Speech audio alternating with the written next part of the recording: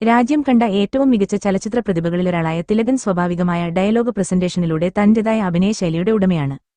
സുരേന്ദ്രനാഥ തിലകൻ എന്നറിയപ്പെടുന്ന തിലകൻ 6-ാം വയസ്സിലെ അഭിനയത്തിന്റെ പ്രതിഭ കാട്ടിയ അപൂർവ വ്യക്തിത്വമാണ്. 1979-ൽ KG ജോർജ് സംവിധാനം ചെയ്ത ഉൾക്കടൽ എന്ന സിനിമയിലൂടെ മലയാള ചലച്ചിത്ര രംഗത്ത് സജീവമായി. 3 പതിറ്റാണ്ട് നീണ്ട ചലച്ചിത്ര അഭിനയത്തിലൂടെ ജീവിതഗന്ധിയായ ഒട്ടേറെ കഥാപാത്രങ്ങൾക്ക് ജീവൻ പകർന്നു. മലയാളത്തിൽ 300-ലേറെ സിനിമകളിൽ വേഷമിട്ട തിലകൻ 2012 സെപ്റ്റംബർ 24-ന് അന്തരിച്ചു. പത്തനംതിട്ട ജില്ലയിലെ അയിരൂർ പഞ്ചായത്തിലെ പ്ലാങ്കമണിൽ പാലപ്പുറത്ത് TS കേശവന്റെയും ദേവയാനിയുടെയും മകനായി 1935 ഡിസംബർ 8-ന് ജനനം. ആശാൻ പള്ളിക്കൂടം മണിക്കൽ, സെന്റ് ലൂയിസ് കാത്തോലിക്ക് സ്കൂൾ 4-ാം വേൽ, കോട്ടയം MD സെമിനാരി സ്കൂൾ, കൊല്ലം SN കോളേജ് എന്നിവിടങ്ങളിൽ വിദ്യാഭ്യാസം. 1955-ൽ അഭിനയ ജീവിതം തുടരുന്നതിനായി കോളേജ് വിട്ടു. കോളേജ് വിദ്യാഭ്യാസകാലത്ത് തന്നെ നാടകങ്ങളിലൂടെ അഭിനയരംഗത്ത് സജീവമായിരുന്നു. കോളേജ് വിട്ട ശേഷം മുണ്ടക്കയം നാടകസമിതിക്ക് രൂപം കൊടുത്തു. 1966 വരെ KPSCയുടെ ഭാഗമായിരുന്ന തിലകൻ പിന്നീട് കൊല്ലം കാളിദാസകേന്ദ്രം, ചങ്ങനാശ്ശേരി ഗീത എന്നീ നാടകസംഘങ്ങളിൽ സജീവ സാന്നിധ്യമായിരുന്നു.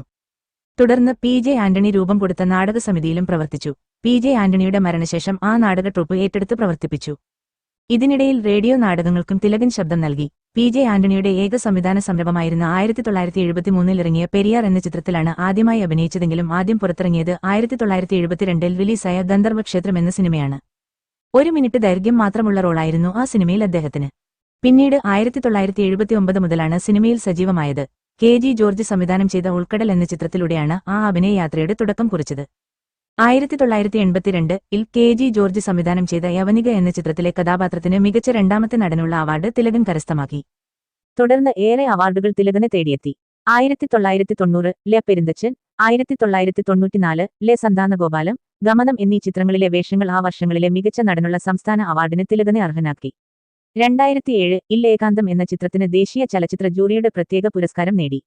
2009-ൽ രാജ്യം പത്മശ്രീ നൽകി തിലകനെ ആദരിച്ചു. മികച്ച നടനുള്ള ദേശീയ ചലച്ചിത്ര അവാർഡ് 2 തവണയാണ് തിലകന് ലഭിക്കാതെ പോയത്.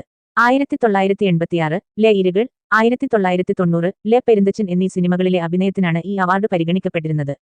മലയാളത്തിൽ 300-ലേറെ ചിത്രങ്ങളിൽ വേഷമിട്ട തിലകനെ 1981-ൽ റിലീസായ കോലങ്ങളിലെ കള്ളവർക്കി എന്ന കഥാപാത്രമാണ് കാമ്പുള്ള വേഷങ്ങളിലേക്ക് നയിച്ചത്.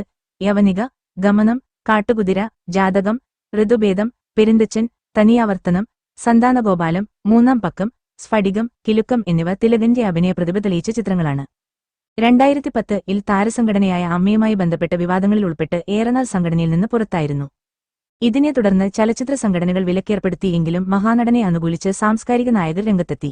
ഈ വിഷയത്തിൽ ഏറെ ജനപിന്തുണയും ലഭ്യമായിരുന്ന തിലകൻ പിന്നീട് മിനിസ്ക്രീനിൽ സജീവമായെങ്കിലും മലയാള ചലച്ചിത്ര മേഖലയിൽ നിന്ന് വീണ്ടും അവസരങ്ങൾ തിലകനെ തേടിയെത്തി. ഒടുവിൽ വിവാദങ്ങളൊഴിഞ്ഞ 2011-ൽ രഞ്ജിത്ത് സംവിധാനം ചെയ്ത ഇന്ത്യൻ റുപ്പിയിൽ ശക്തമായ വേഷം ചെയ്തു.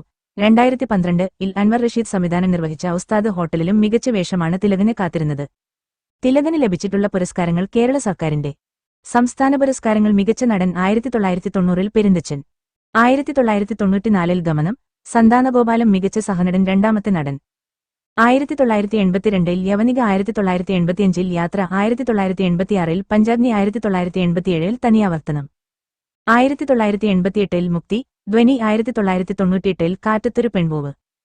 പ്രത്യേക ജൂറി പുരസ്കാരങ്ങൾ: 1989-ൽ നിരവധി ചിത്രങ്ങളിലെ അഭിനയത്തിന് ഫിലിംഫെയർ പുരസ്കാരങ്ങൾ: 1990-ൽ പെരുന്തച്ചൻ, 2005-ൽ തെക്കേ ഇന്ത്യയിൽ സിനിമ രംഗത്ത് ആജീവനാന്ത പരിശ്രമങ്ങൾക്ക് ഏഷ്യാനെറ്റ് ഫിലിം അവാർഡ്, 2001-ൽ ആജീവനാന്ത പരിശ്രമങ്ങൾക്ക് തിലകന് ലഭിച്ചിട്ടുള്ള മറ്റു പുരസ്കാരങ്ങൾ: 2002-ൽ ബഹദൂർ പുരസ്കാരം, 2005-ൽ ചലച്ചിത്രരത്ന പുരസ്കാരം കേരള ഫിലിം ക്രിട്ടിക്സ് അസോസിയേഷൻ നൽകുന്നത്.